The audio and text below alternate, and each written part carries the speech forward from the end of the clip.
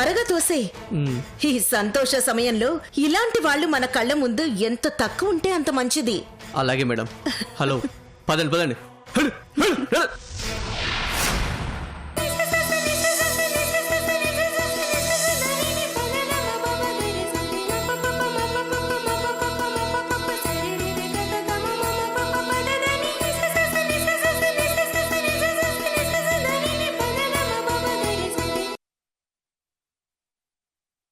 మనల్ని ఇంతగా అవమానించిన వాళ్ళని ఊరికే వదులుతామా? ఏం చేస్తారు? సర్వనాశనం చేస్తాను. ఏంటి అంకుల్ మీరు ఏమంటున్నారు? ఎవరి మీద కోపం పెంచుకుంటున్నారు? ఎంతకాలం ఇలా చేస్తారు? మారరా? మీరింకా మారరా? మీ ఆలోచన విధానం మారదా? మారరు సిద్ధు, వీళ్ళు మారరు. ఎందుకు మారాలి? వాళ్ళు చేసిన దానికి చేతులు కట్టుకుని కూర్చోడానికి మనమేం బుద్ధులం కాదు కదా. మొదలు పెట్టింది నువ్వు. అవకాశం ఇచ్చింది అది. అంటే ఇది కాపవా? ఆపను. నేను చెడ్డదాన్ని కదా, ఆపను. ఏ, వాళ్ళు మంచోళ్ళు కదా, వాళ్ళని ఆపమను. జరిగిందేదో జరిగిపోయింది, ఇంకా ఎక్కడవక్కడ వదిలేద్దాం. ఈ కోర్టు కేసు వగేరలన్నీ విత్డ్రా చేసుకుందాం. నందిని. అవును సిద్ధు, చెప్పు. వాళ్ళనే వెనక్కి తగ్గమని చెప్పు. అప్పుడు నేను ఇంకేమీ చేయకుండా వదిలేస్తాను. అంతేగాని నా అంతటి నేను మాత్రం ఒక్క అడుగు కూడా వెనక్కి తగ్గను. వద్దు సిద్ధు, వీళ్ళకి చెప్పొద్దు. వీళ్ళ ముందు మంచి మాటలు వేస్ట్. వినాల్సిన అవసరం లేదమ్మా. ఏం జరిగినా మీకు బుద్ధి రాదే. అందుకే దేవుడు ఇల్లు లేకుండా చేసి ఇలా నడి రోడ్డు మీద నిలబెట్టాడు.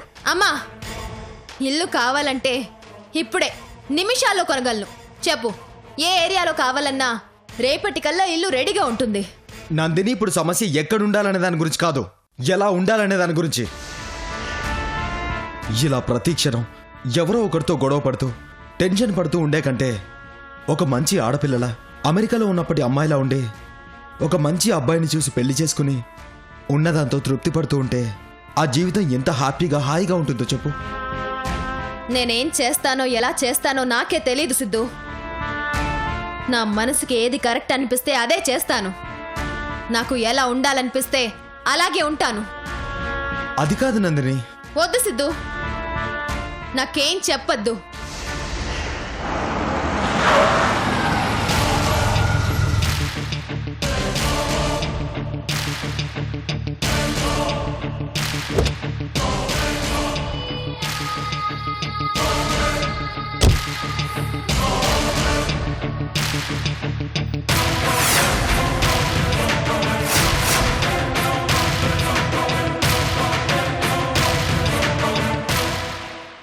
ఏంటి నందిని, రోడ్డు మీద పడ్డారు? ఐ మీన్, ఎక్కడికి బయలుదేరారని. ఇంకా ఏం అనుకోలేదు. ఇదేంటి, లగేజ్ సర్దుకున్నారు, రోడ్డు మీద వెయిట్ చేస్తున్నారు. మరి ప్లాన్ చేసుకోకుండా బయటికి ఎలా వచ్చారు? ప్లాన్ చేసుకుని వెళ్ళటానికి సూట్ కేసులు సర్దుకుని వెళ్ళరు. మేమెక్కడికి టూర్ వెళ్ళట్లేదమ్మా. మరి సర్దిని సూట్ కేసులు బయట పడేస్తే ఎటు వెళ్లాలో తెలియక దిక్కు తోచక నడి రోడ్డు మీద నిలబడ్డాం. అయ్యయ్యో, అంటే నాకు తెలిసిన ఇన్ఫర్మేషన్ కరెక్టే అన్నమాట. ఏంటా ఇన్ఫర్మేషన్? నందిని నడి రోడ్డు మీదకి వచ్చేసింది అని. లేదు, రాదు. నందినికి ఎప్పుడు అలా జరగదు. అయితే మరిప్పుడు ఎక్కడికి వెళ్తున్నారు నందిని? పోనీ మీకేదైనా ఇల్లు దొరికే వరకు మీరు నా ఇంట్లోనే ఆశ్రయం పొందొచ్చు. ఐ మీన్, నా ఇంట్లోనే ఉండొచ్చు. ఇదేమీ మీ మీద నా ఆధిపత్యం చూపించుకోవడానికో నువ్వు చేసిన దానికి నిన్ను అవమానించడానికో కాదు. ఇంతకు ముందు చెప్పినట్టుగా ఫ్రెండ్షిప్, జస్ట్ ఫ్రెండ్షిప్. అవసరం ఉన్న చోట ఆదుకునే ఫ్రెండ్షిప్. చాలా థ్యాంక్స్ మల్లిక, కానీ నేను రాను. నువ్వెలా ఫీల్ అయినా మనకి అవసరం ఉన్నప్పుడు పొందేది ఆశ్రయమే అవుతుంది. అవసరం వాళ్ళదైనప్పుడు వెళ్తే అది ఆధిపత్యం అవుతుంది. నేనెప్పుడు ఆధిపత్యంతోనే ఉండాలనుకుంటాను. మరిప్పుడు ఎక్కడ ఉండాలనుకుంటున్నారు? మా పాతింట్లోనే. నానా, నువ్వు అమ్మని తీసుకుని మన పాతింటికి వెళ్ళు. మరి నువ్వు? నాకు కొంచెం పనుంది, అది చూసుకొని వస్తాను. అలాగే నందిని. రాసుదా.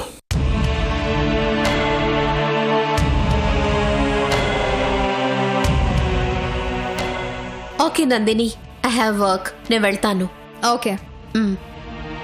బట్ వన్ థింగ్, నీకు ఎప్పుడు ఏ అవసరం వచ్చినా నాకొక ఫోన్ చేయి, నేను నీకు తోడు వస్తాను. దాంట్లో మాత్రం ఎలాంటి ఫీలింగ్స్ పెట్టుకోకు. Okay, thank you. Okay, bye.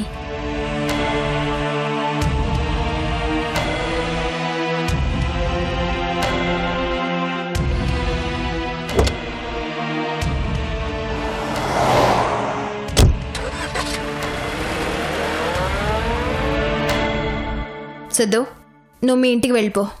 మరి మా అమ్మ నాన్న? వాళ్ళు నువ్వు ఇంటికి వెళ్ళేసరికి మీ ఇంట్లో ఉంటారు. మరి నువ్వు? చెప్పానుగా, నాకేది చేయాలనిపిస్తే అదే చేస్తాను. మరి ఇప్పుడేమనిపిస్తోంది? ఇంకా అనిపించలేదు. అనిపించాక చేస్తాను, నువ్వు వెళ్ళు.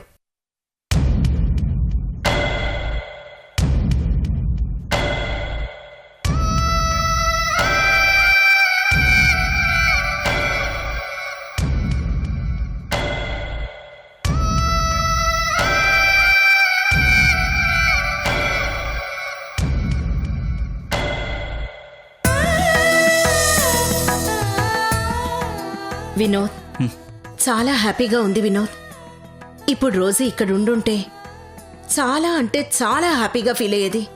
తన ఇల్లు కట్టించి గృహప్రవేశం చేసిన రోజు కంటే ఇంకా ఎక్కువ హ్యాపీగా ఉండేది. అవును వినోద్, ఏమీ లేని చోట ఇల్లు కట్టి దానిమీద ప్రేమని పెంచుకోవడం వేరు. ఇంతకాలం పెంచుకున్న ప్రేమని కూలిపోకుండా కాపాడటం వేరు. ఆ ప్రేమని నిలబెట్టమంటే అమ్మ ప్రాణాన్ని నిలబెట్టినట్టేరా. వినోద్, ఇన్ని రోజులు కష్టపడి బాగా సంపాదించావు. ఇప్పుడు ఈ ఇంటిని సంపాదించి మన బంధాన్ని కాపాడావు. ఈ ఖర్చు నీ సంపాదనకి అర్థాన్ని చెందిరా. ఓకే, దయ్యాల్ని దేవాలయం నుంచి బయటికి తోసేశాను.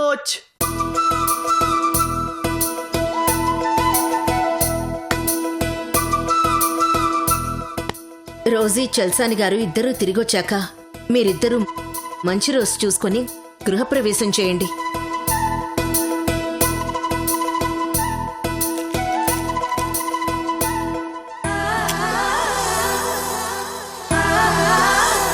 ఇదేంటి వినోద్? ఈ తాళాలు మీ దగ్గరే ఉంచండి అజ్జీ. అమ్మమ్మ రాగానే మీరే మీ చేతులతో అమ్మమ్మకు అందించండి. అదేంటి వినోద్? ఈ ఇల్లు కొన్నది నువ్వు, తాళాలుండాల్సింది నీ దగ్గర. కానీ కొన్నది గ్రానీ కోసం, గృహప్రవేశం చేయాల్సింది గ్రానీ తాతయ్యలే. అంటే ఈ ఇంట్లో నువ్వు ఉండవా వినోద్? లేదమ్మా, నాకు ఆల్రెడీ ఇల్లుంది కదా, నేను అక్కడే ఉంటాను. ఇది అమ్మమ్మ ఇల్లు. ఎప్పటికైనా ఇందులో ఉండాల్సింది అమ్మమ్మ తాతయ్యలే. ఈ ఇల్లు దేవాలయం అయితే ఇందులో దేవతలు వాళ్ళు. నేను ఈ గుడికి వచ్చిపోయే భక్తుని మాత్రమే. కానీ వినోద్, ఈ తాళాలు నాకెందుకు ఇస్తున్నావు? నీ దగ్గరే ఉంచుకొని నువ్వే రోజుకివ్వచ్చుగా. నేను చిన్నవాణ్ణి అజ్జీ. నా చేత్తో నేను అమ్మమ్మకి ఈ తాళాలు అందిస్తే ఈ చిన్న చెయ్యి ఆ పెద్ద చెయ్యికి పై చెయ్యి అవుతుంది. అదే మీ చేత్తో అందిస్తే సమ ఉజ్జీలు చేతులు మార్చుకున్నట్టు ఉంటుంది. సూపర్ బావా, సూపర్. ఏం చెప్పావు బావా, ఏం చెప్పావు? అవును వినోద్, చాలా బాగా చెప్పావు. నువ్వు చెప్పింది నిజమే. రోజీకి నేను తాళాలందించడమే కరెక్ట్. కానీ ఇంకా మనకి రోజీ ఆచూకీ దొరకలేదు. చలసాని గారు ఎటెళ్లారో తెలియలేదు.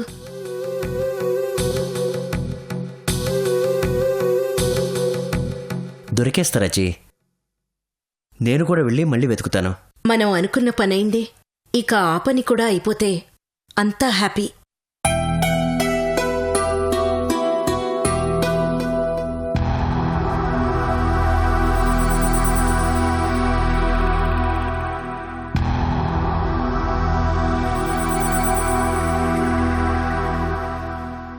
Now he's all right madam. కాసేపట్లో ఆయనకు మెలుగు రావచ్చు. Thank you doctor, thank you very much. మీరు ఆయన ప్రాణాలు నిలబెట్టారు. చాలా సంతోషం డాక్టర్.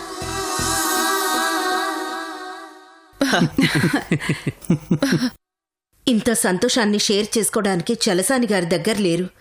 ఎక్కడికెళ్లారో ఏంటో.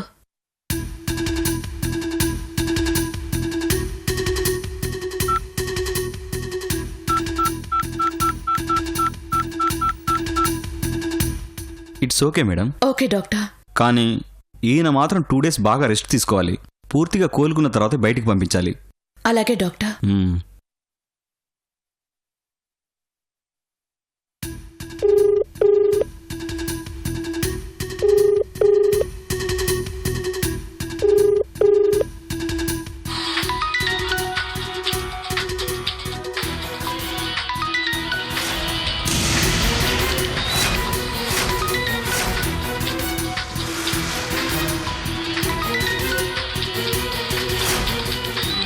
లక్ష్మి,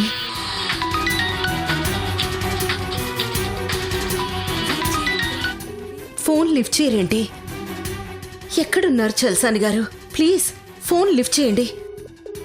మీ బాధ అంతా పోయే హ్యాపీ న్యూస్ చెప్తాను. ఎక్కడున్నారు చల్సాని గారు? త్వరగా రండి.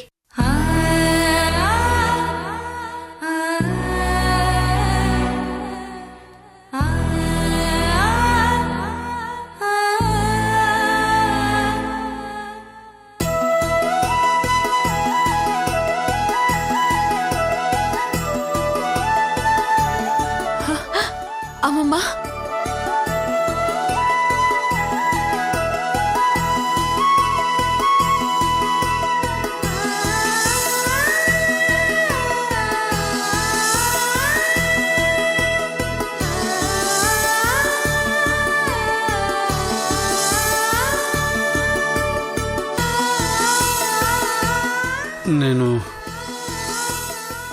నేను ఎక్కడున్నాను? మీకిప్పుడు ఎలా ఉంది? బాగానే ఉన్నాను. లేవకండి, మీరు పడుకోండి. నాకేం పర్వాలేదు.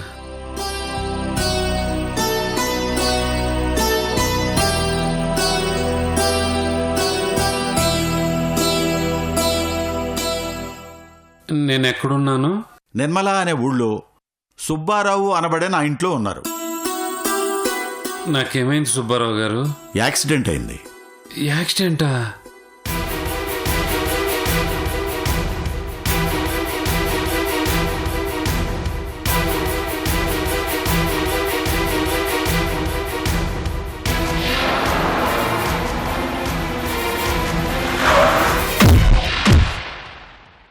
మీకు బాగా దెబ్బలు తగిలాయి, కానీ ఇప్పుడే ప్రమాదమూ లేదు. కాకపోతే 2-3 రోజులు రెస్ట్ తీసుకోవాలి, అంతే.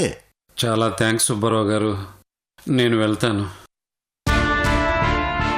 రెస్ట్ తీసుకోమంటే వెళ్తానంటారేంటండి? పడుకోండి. 2 రోజులు రెస్ట్ తీసుకున్న తర్వాత పంపిస్తాను.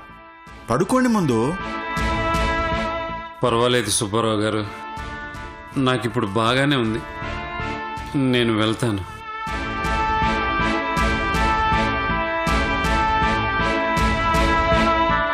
బాగుందో లేదో డాక్టర్ గారికి తెలుస్తుంది, మనకు కాదు. ఆయన్ని పడుకోమనండి. రోజీ,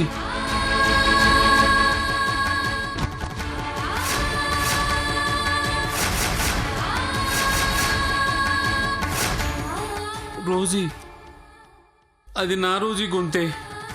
సుబ్బారావు గారు, తను నా రోజీయే కదా? రోజీనా? రోజీ ఎవరు సార్? నా భార్య అండి, నా భార్య రోజీ. ఏంటండి మీరు? మీ భార్య మా ఇంట్లో ఎందుకుంటుందండి? లేదు, తను రోజీనే, తను రోజీనే. రోజీ, తను రోజీనే. ఏమండి, లేవకండి. తను రోజీనే. ఆగండి. రోజీ, మీరు పడుకోండి. రోజీ, పడుకోండి. రోజీ. ఏమండి? Rosie, Rosie. ఏమండి, ఆగండి. మా ఇంట్లో మీరు ఇలా ప్రవర్తించడం మర్యాదగా లేదండి.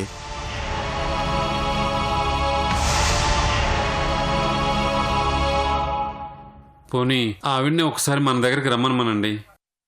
అది ఈ ఇంటి ఆచారం కాదు. మీరు వెళ్ళి రెస్ట్ తీసుకోండి.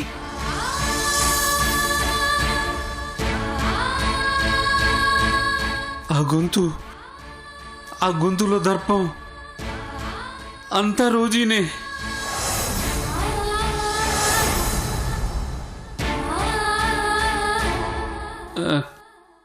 కాదు, నా రోజీ కాదు. రోజీ అయితే నాకు ఇలా అయితే నా పక్కన ఉంటుంది కానీ ఇలా కట్టం చాటునుండదు.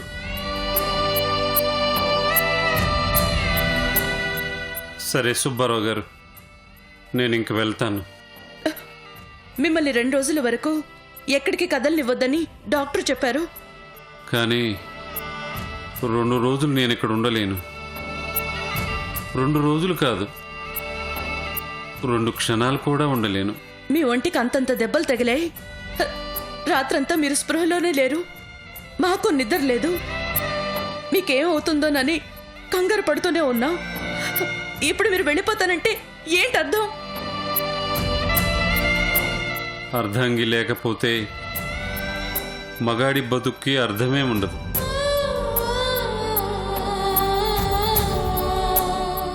ఆవిడ కోసమే తిరుగుతుంటే నాకిలా అయింది. ఏ ఆవిడెక్కడికి వెళ్ళింది?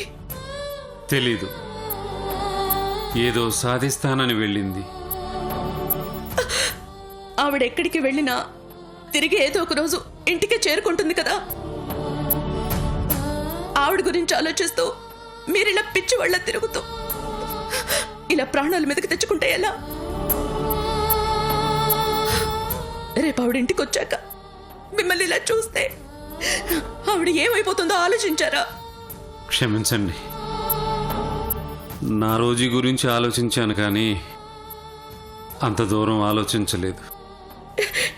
పర్వాలేదు, ఇక నుంచి అయినా ఆలోచించండి. వెళ్ళి రెస్ట్ తీసుకోండి. ఇక్కడ నేను ఉండలేను. దయచేసి అర్థం చేసుకో. మీరు ఇంత సేవ చేసినందుకు చాలా థ్యాంక్స్. మీ రుణం తీర్చుకోలేను. మన మధ్య థ్యాంక్స్లు రుణాలు ఎందుకు? అదేంటండి అలా అంటారు? మీరు నాకేమవుతారని మన మధ్య రుణం ఉండొద్దు. అదే, మనమంతా మనుషులం. మనం కృతజ్ఞతగా ఉండాల్సింది ఆ దేవుడికి మాత్రమే. సరేనండి, నేను వెళ్తాను. వెళ్ళగలరా? కంగారు పడకండి, నిదానంగానే వెళ్తాను. అటు ఇటు తిరగకుండా తిన్నగా ఇంటికే వెళ్ళండి. మీరేమనుకోనుంటే నాదొక మాట. ఏంటి? మీరు మాట్లాడుతుంటే అచ్చం మా రోజీ మాట్లాడుతున్నట్లే ఉంది.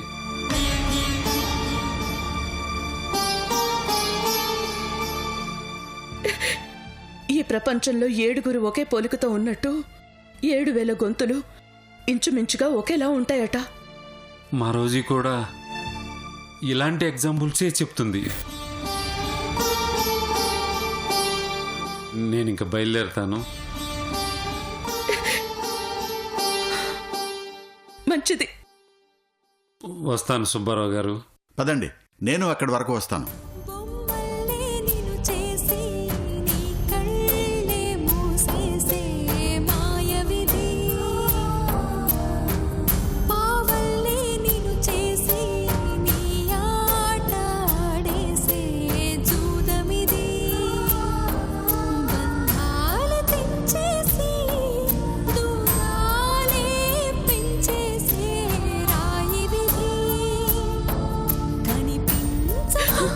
అమ్మమ్మ, తాతయ్య,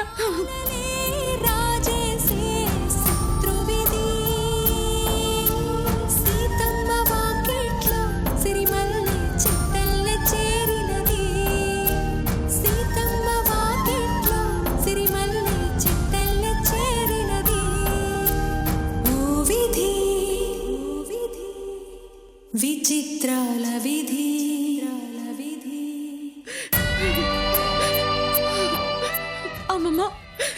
ఏడవకమ్మమ్మ, తాతయ్య క్షేమంగానే చేరుకుంటారు. నేను బాధపడేది తాతయ్య ఎలా చేరుకుంటారో అని కాదు, ఆయన ఇల్లు వదిలిన కారణం గురించి. అవును రోజీ, ఆయన నా గురించి ఆలోచిస్తూ పిచ్చివాళ్ళు అయిపోయారు.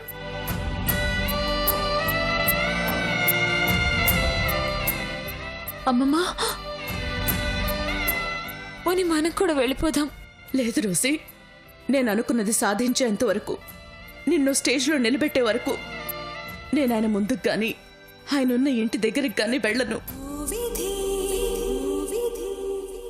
విచిత్రాల విధి. నేను ఈ ఇంట్లో నుంచి వెళ్ళను, ఎవ్వరిని ఈ ఇంటి కోడలుగా రానివ్వను, మిమ్మల్ని కూడా ఈ ఇంటి గడప దాటి వెళ్ళనివ్వను. వెళ్తే ఏం చేస్తావు? చేస్తాను. నా చావుకి మీ అమ్మ నాన్నలే కారణమని నోట్ రాసి మరీ చేస్తాను.